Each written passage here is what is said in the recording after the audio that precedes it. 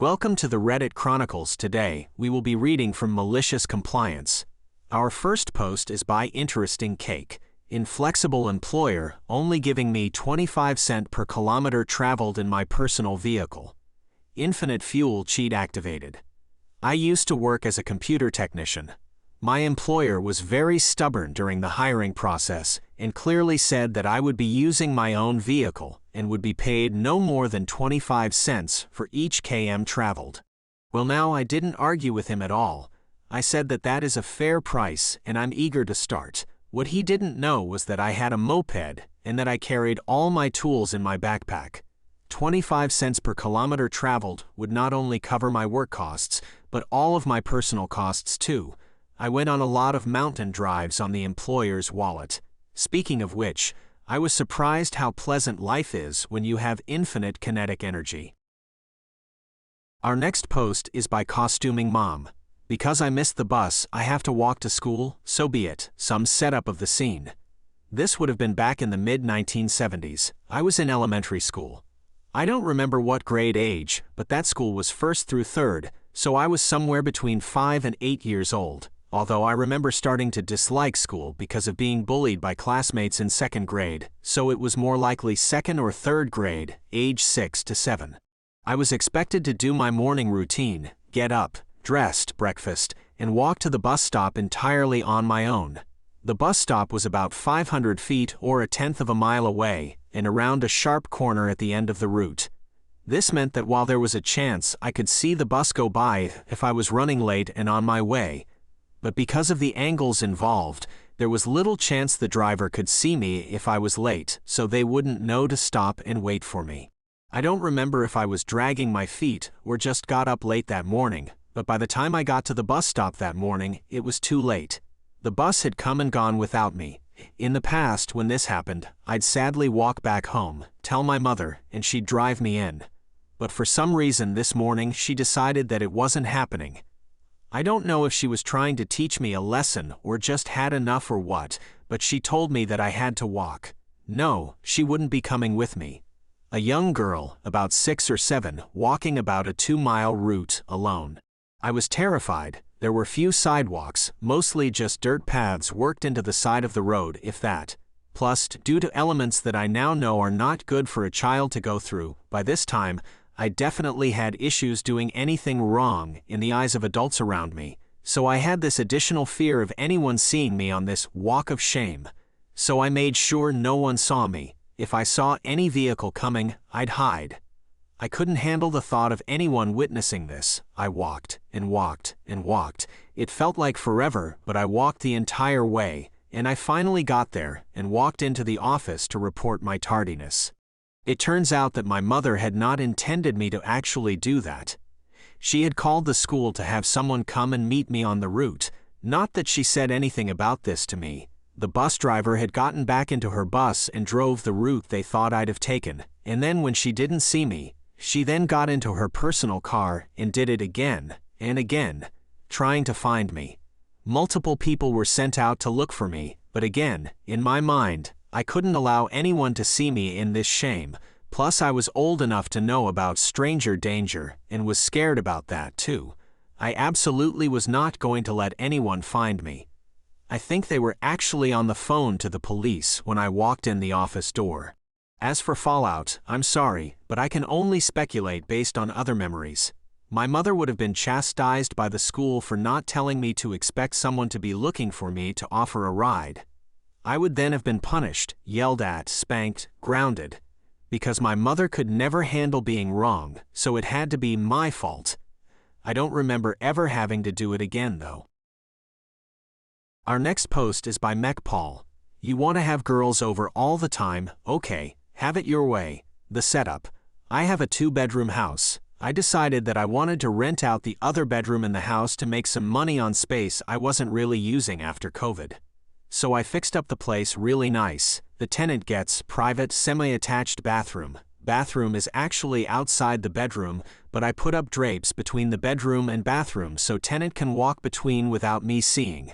And common consumables. I pay for toilet paper, paper towels, laundry supplies, kitchen supplies, etc. I create the lease. The lease is very bare bones. It just says, you get a room at this property. You pay this much per month. Landlord covers all utilities. Your lease is X months long. I created the ad. In the ad, I mentioned how it's okay to have guests over, but keep it to no more than twice per month.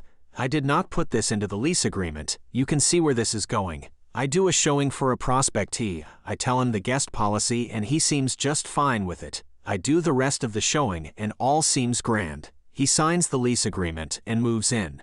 The problem, the first month is grand. Anyone can fool someone for a month, but eventually you return to bad habits. His bad habit was women. He would have women over 4 or 5 nights per week. I did not appreciate this. I pulled him aside to tell him, hey, you're having a lot of girls over. You need to reduce how many girls over, or if you're willing to pay a bit extra for having all these girls over, I won't say a thing. He initially agrees with it. The next day, he calls me down and asks to speak with me at the dining room table. It's T and his girl du jour, GT, begins arguing. How can you ask for more money when that's not in the lease agreement? You can't ask for that. I told him the guest policy was in the ad and that we spoke about it when he came here. He said, yeah, but you can't ask for that. If it's not in the lease agreement, you can't do that. The guest policy isn't in the lease agreement either, so I pay rent. I can have over whoever whenever I want. G piped in, you just need to take the L on this one and write better lease agreements. I replied to G, you're not on the lease agreement, so I don't give a crap what you think about it. I turned to T, it was in the ad. We also talked about it when you came here. You knew about this. T replied, whoa man, calm down. It's just 6 months, man. That's my lease term. I'll be out of your hair in 6 months. I replied, why can't you stay at her place? G said, that's none of your business. Shut up, G, I don't care what you think. You want a problem, T, you got one. This is not cool, and you know it. Why does she have to be here 5 nights a week? She practically lives here. I signed a lease with you, T, not with her. Why is she here? He shrugged, can't help it, not in the lease agreement, man. That's what lease agreements are for. I was infuriated. We talked about this. He's choosing to follow the lease agreement. Okay, fine. What's a guy to do? I want him gone. I don't want T and G teaming up against me in my own house. They walked upstairs and turned on the loud music in their room. Later in the evening, G was downstairs cooking something on the stove by herself using my pots and pans. She's cooking for herself in my house. She's not even a tenant, but she sure is acting like one. G tried striking up a friendly conversation with me, but I just gave her absolute silence for 10 minutes while I cooked. I took my food upstairs. This is war.